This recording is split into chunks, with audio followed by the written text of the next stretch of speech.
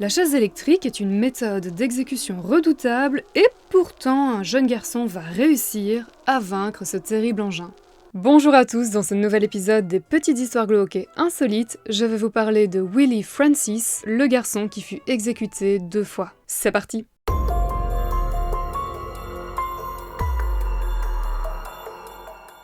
Pour cette nouvelle histoire, nous devons nous rendre le matin du 3 mai 1946 dans la prison de New Iberia, située dans l'état de Louisiane, donc aux États-Unis. Ce jour-là, dans une des cellules de ce sinistre endroit, Willie Francis, un ado de 17 ans, se prépare à mourir. La dernière journée de ce jeune homme débute d'abord par la visite d'un autre détenu venu pour lui raser le crâne et se poursuit ensuite par son transfert dans une autre prison, car la chaise électrique qui doit mettre fin à la courte vie de Willie Francis est installée dans la prison de St. Martinville, ville d'où provient le jeune homme. Et oui, pour la petite anecdote, à l'époque, les condamnés à mort de l'État de Louisiane ne sont pas exécutés sur une chaise électrique fixe placée dans une seule prison, mais sur une chaise électrique portable qui peut être déplacée dans n'importe quel pénitencier et qui porte le doux surnom de Gruesome Gertie, c'est-à-dire l'épouvantable Gertie. Ça donne envie. Willie Francis est donc conduit jusqu'à la prison de St. Martinville où ses bourreaux l'installent sur Gruesome Gertie avant d'abaisser le levier qui sert à activer la chaise et de lui envoyer une décharge de plus de 2000 volts. Mais au lieu de mourir, Willie se tortille et hurle. Un des bourreaux relève donc le levier et tous les témoins présents à cette exécution constatent avec stupeur que Willie Francis vient de survivre à la chaise électrique. Alors Willie n'est malheureusement pas un super-héros avec des super-pouvoirs. S'il a réussi à échapper à la mort ce jour-là, c'est uniquement parce que la chaise électrique a été mal installée. Et échapper à la mort dans ces circonstances tout petit peu particulières n'est pas du tout quelque chose d'indolore. D'après son témoignage, lorsque la chaise fut activée, Willie eut l'impression qu'une personne le piquait avec des centaines de milliers d'aiguilles et d'épingles, et qu'une autre lui coupait sa jambe gauche avec une lame de rasoir. Mais malgré ce calvaire, pas de répit pour Willie Francis, et quelques heures seulement après cette exécution ratée, le gouverneur Jimmy Davis ordonne pour le 9 mai, soit 6 jours plus tard, une seconde exécution. Qu'on leur coupe la tête! Mais qu'a bien pu faire cet adolescent pour qu'on souhaite autant sa mort? Pour comprendre ce qui amène Willie Francis sur la chaise électrique, il faut remonter le temps jusqu'au 7 novembre 1944, soit presque 2 ans auparavant. Ce soir-là, Andrew Thomas, un pharmacien blanc très populaire à St. Martinville, est assassiné à son domicile. Un individu a tiré à 5 reprises sur l'homme âgé d'une 50aine d'années. Comme les poches de la victime ont été vidées, les policiers pensent dans un premier temps qu'il s'agit d'un vol qui a mal tourné. Mais assez vite, des rumeurs commencent à circuler dans le quartier tranquille où vivait Andrew Thomas. Les langues se délient et on raconte que le quinquagénaire était un grand séducteur et qu'il a sans doute été abattu par un mari jaloux. Cependant, malgré ces rumeurs, ces ragots, la police peine à trouver un suspect dans cette affaire. Donc l'enquête piétine et cela ne plaît pas du tout aux autorités de la ville. Car même si Andrew Thomas avait la réputation d'être un coureur de jupons, c'était aussi un homme très apprécié par sa communauté. Cette affaire irrésolue fait donc tâche et les autorités de la ville souhaitent vraiment résoudre ce crime et ainsi rassurer ses habitants. Et c'est grosso modo ainsi qu'après 9 mois de recherches infructueuses, apparaît soudainement dans cette affaire un jeune garçon afro-américain de 16 ans qui se nomme Willie Francis. Le jeune Willie Francis voit le jour le 12 janvier 1929 dans une famille nombreuse et pauvre vivant dans un quartier de St. Martinville réservé aux personnes de couleur. Et oui, depuis sa naissance, Willie est confronté aux règles absurdes de la ségrégation raciale. Le jeune homme évolue dans une société qui a beaucoup de préjugés envers les personnes noires. Et c'est dans ce terrible contexte qu'au mois d'août 1945, Willie Francis est arrêté par des policiers alors qu'il descend d'un train à la gare de Port Arthur, une ville du Texas. Ces policiers suspectent en fait le jeune homme de transporter de la drogue dans sa valise, alors qu'en réalité, si Willie se trouve à Port Arthur, c'est vraiment une horreur à prononcer ce truc, enfin bref, c'est simplement pour rendre visite à l'une de ses sœurs aînées. Les policiers ne trouvent donc aucune preuve capable de relier le jeune homme à un trafic de drogue, et du coup, ils le relâchent. Et non, à la place, les policiers l'accusent du meurtre d'Andrew Thomas.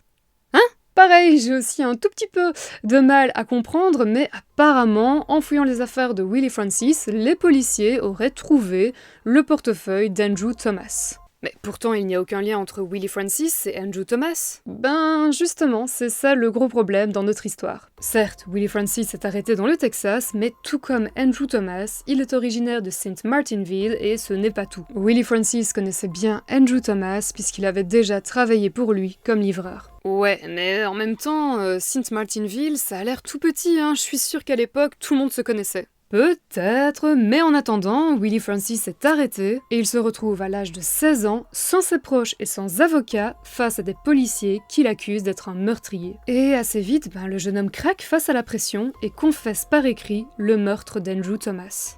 Moi, Willie Francis, âgé aujourd'hui de 16 ans, j'ai volé l'arme de Monsieur Hodges à Saint Martinville en Louisiane et j'ai tué Andrew Thomas le 9 novembre 1944 ou dans les environs de cette date à Saint Martinville. C'était un secret entre lui et moi. J'ai pris son portefeuille noir avec à l'intérieur sa carte et $4. J'ai aussi pris sa montre et je l'ai vendue à New Iberia. J'ai aussi jeté le pistolet de calibre 38.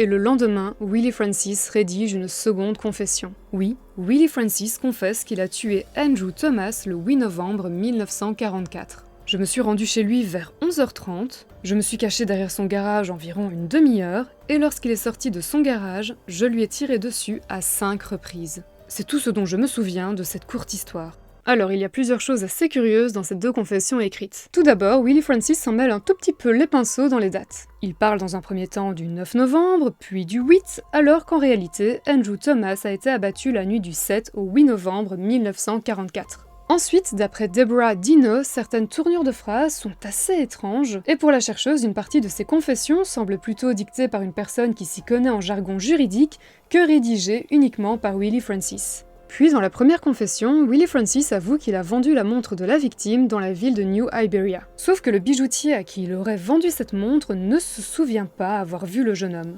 Ensuite, Willie Francis explique qu'il a volé l'arme du crime à un shérif adjoint du nom d'Auguste Fuselier, encore un nom très simple à prononcer, et pourtant cet Auguste Fuselier n'a apparemment jamais signalé officiellement le vol de son arme. Cette information ne semble apparaître par écrit qu'après les confessions du jeune homme.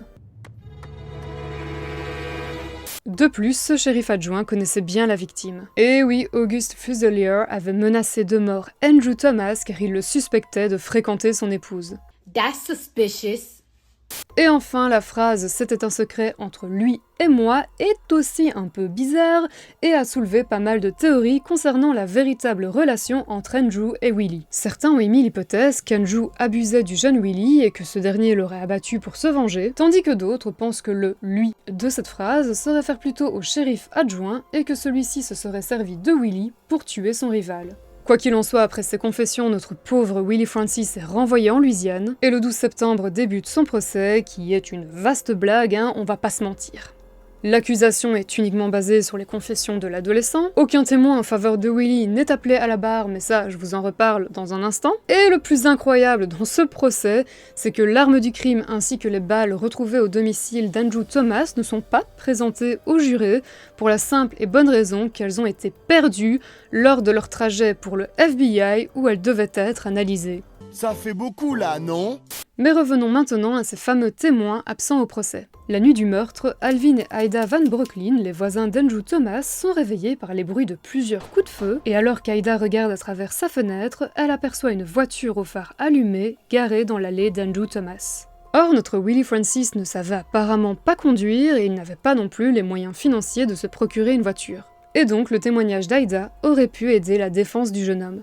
Ouais, mais je vais me faire l'avocat du diable et te dire que Willie Francis aurait pu éventuellement voler cette voiture. Certes, mais penses-tu réellement que ce jeune homme sans histoire, sans antécédents judiciaires, décrit comme un garçon gentil, aurait vraiment été capable du jour au lendemain de voler l'arme à feu d'un shérif adjoint, de voler une voiture et d'abattre un homme en lui tirant dessus à 5 reprises? Cette histoire, c'est tellement du grand n'importe quoi que c'est vraiment très difficile de croire en la réelle culpabilité de Willie Francis. Et pourtant, malgré toutes ces incohérences, le 14 septembre 1945, Willie Francis est condamné à mort. Et le 3 mai 1946, il s'installe donc sur une chaise électrique défectueuse.